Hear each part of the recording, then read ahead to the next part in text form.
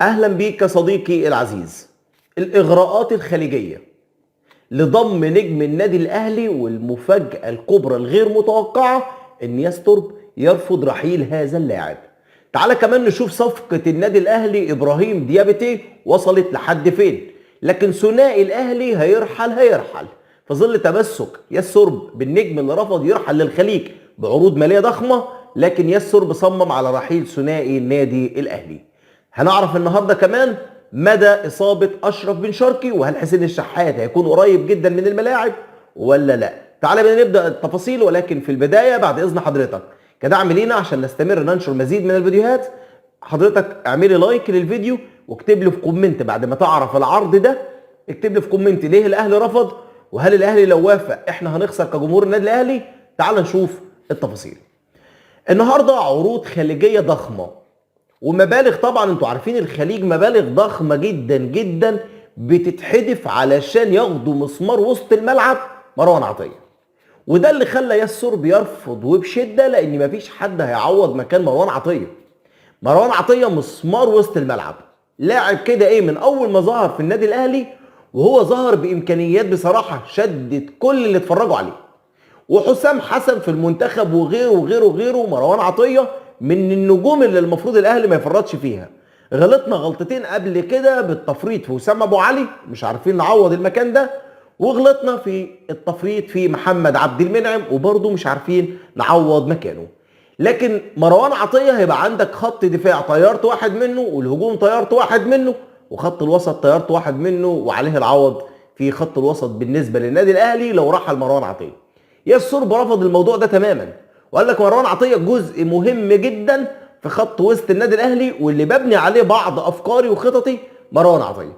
فخلاص رفض بنسبه مليون في الميه رحيل مروان عطيه، ايا كان الاغراء وايا كان العروض اللي جايه لمروان عطيه.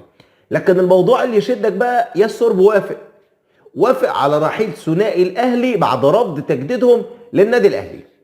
يعني الاهلي عرض على اليو ديانج انه خلاص جدد للاهلي ومفيش اي مشاكل والدنيا ايزي يعني كده، لكن ديانج ما عندوش النيه انه يكون في الاهلي. يعني بالرغم من ان ديانج مزاجنج كده متقلب في ادائه يعني، لكن برضو الاهلي مصمم على ان ديانج يكون موجود وديانج مصمم يرحل. ده اللي خلى ياسر يعني تقدروا تقولوا هيطيروا من الحسبه بتاعته، والماتشات اللي جايه هتشوفوا فيها مفاجآت واسماء جديده ووجوه جديده نازله المباراه، وده واحد من ضمن اللي هيطيروا من الثنائي. التاني بقى مفاجاه، احمد عبد القادر. كنت اتمنى انك تكمل مع الاهلي. الاهلي وضع بند او شرط لاحمد عبد القادر للتجديد، واحمد عبد القادر رفض وعايز يزود المبلغ او القيمه الماليه بتاعته، ولكن الاهلي رفض التزويد، والاهلي عرض عليه المبلغ ده. طبعا احمد عبد القادر على اعتاب انه يرحل من الاهلي. كده عندنا ثنائي للرحيل. لكن تعال نروح بقى للحاجه الجميله، حاجه كده الفاكهه اللي نزلت وسط الصفقات دي. ابراهيم ديابتي اللي قدامك ده نجم ومهاجم فرود، تقدروا تقولوا وسام ابو علي البديل، الكوبي بتاع وسام ابو علي.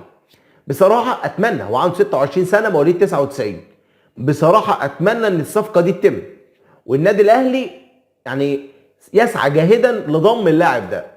بصراحه مش هنلاقي افضل منه، يعني ان كان وسام ابو علي رحل مش عارفين نعوض المكان ده، الحمد لله ابراهيم ديابتي ممكن الراجل ده يدينا نسمه امل في ان نرجع خط هجوم الاهلي زي ما كان في وجود وسام ابو علي.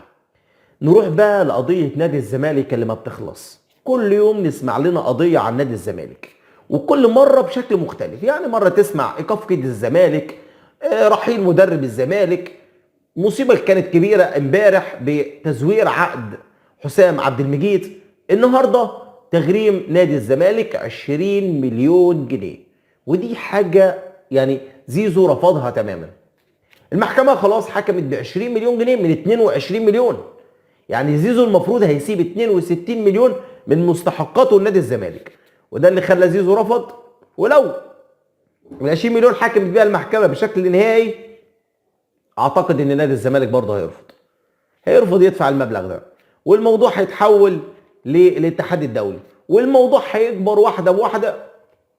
انا من رايي لو انت بعت يا زيزو كبر دماغك، خد اللي ليك وسيب الباقي. اعتبر ذكاء عن صحتك، لان الزمالك ماديا خلاص وقع.